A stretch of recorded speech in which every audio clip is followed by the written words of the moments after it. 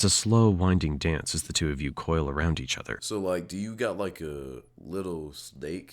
And do you like just insert that to her, like into her? Let me just watch the video, bro. This seems weird.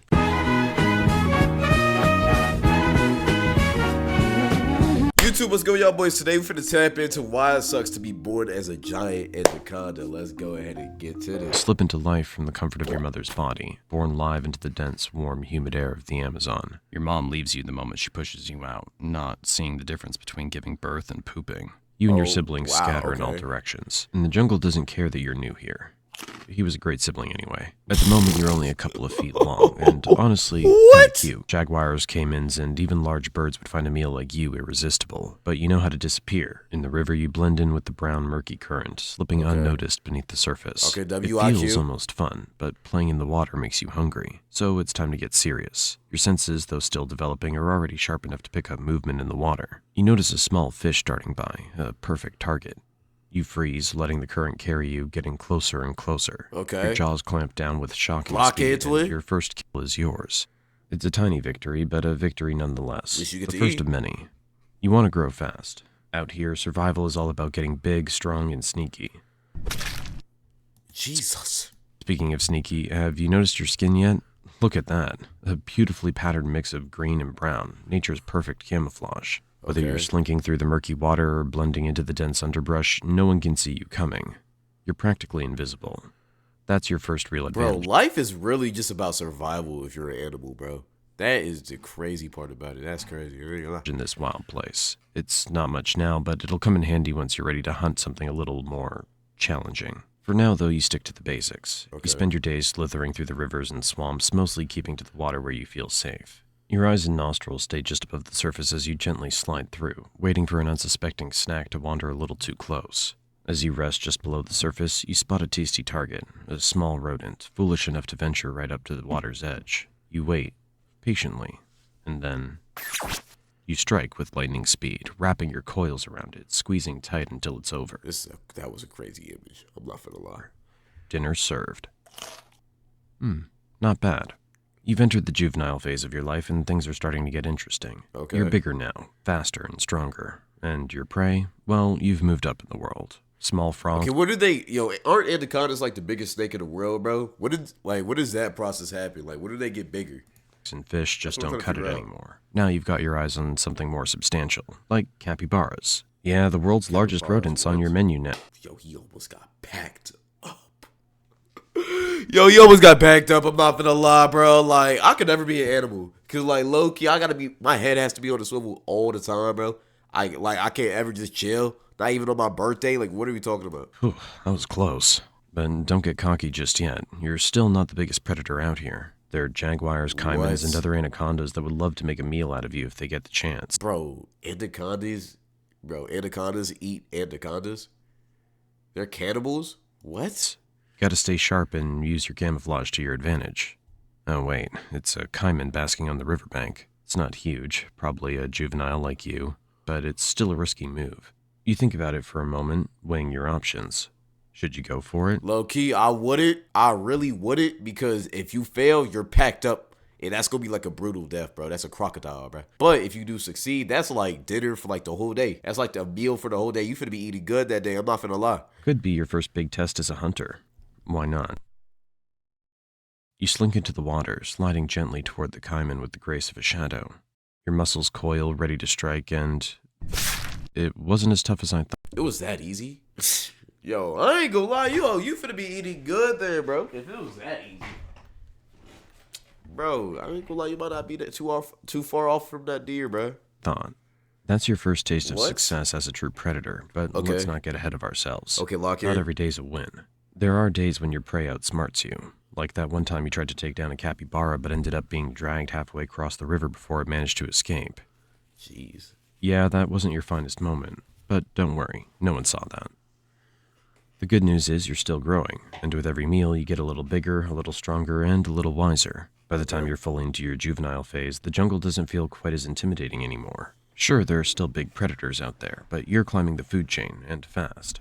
As the months roll by, you become more and more comfortable in your environment. Now he's getting You've bigger, perfected the like art of way hiding bigger. in plain sight, waiting for hours, maybe days, or weeks, Oh, finally. A group of capybaras grazing near the water's edge. You sink slowly. I will say one thing: being a snake, life has to be lonely because they don't be like snakes be like to themselves, bro. They don't be traveling in packs, bro. It's kind of crazy. I know that life is lonely, bro. You got nobody to talk to, bro. Beneath the surface, your eyes barely visible as you approach. You wait, your muscles tense. And then, what? Where did this jerk pop up from? Do you think he'd mind if you asked for just a small bite to curb your hunger? Yeah, I'm not gonna lie, you're not getting that bite, buddy. No, maybe that's not such a good idea. Let's get out of here. You continue to refine your skills, learning more about your environment and your place in it. You've mastered the art of stealth, using your patterned skin to blend seamlessly into the jungle around you. You've developed a keen sense of smell, allowing you to track prey even through the thickest underbrush. Okay. And your body, pure muscle. At this point, you're no longer just a juvenile anaconda. You're approaching adulthood. You've reached a size that commands respect, or at least some healthy fear from most of the creatures in this territory. At over 15 feet long and still growing, you're a true force to be reckoned with. No more small-time snacks for you. You've graduated to bigger prey. And by bigger, we're talking deer, wild pigs, and even the occasional caiman that dares to cross your path. As you grow, the jungle becomes more crowded, and you need a place to call your own. So they're called caiman, not alligators. All right. It's time to search for a territory, a safe space where you can hunt, rest, and hunt. You slither through the dense jungle, exploring every corner, crossing rivers, climbing over fallen logs, and navigating the thick underbrush. You need to find a secluded area, somewhere near water, with plenty of prey but far from other predators. After days of searching, you find the perfect spot, a quiet stretch of river hidden beneath a canopy of trees. The perfect territory. You mark the area with your scent, claiming it as your own. This is where you'll live out the next chapter of your life. And speaking of the next chapter, it's time for something new.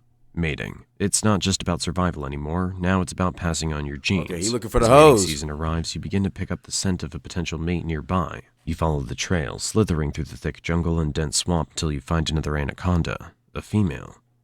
What a beauty. The courtship begins. It's a slow, winding dance as the two of you coil around each other.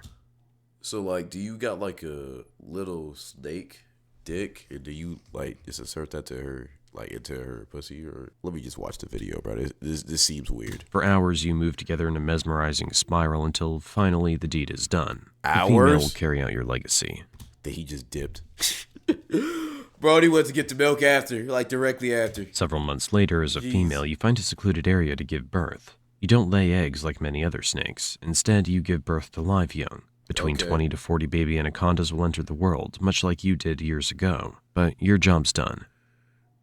You leave, never to see the offspring, knowing that most of them won't survive their first year. That's crazy. They just abandoned them, bro? Like...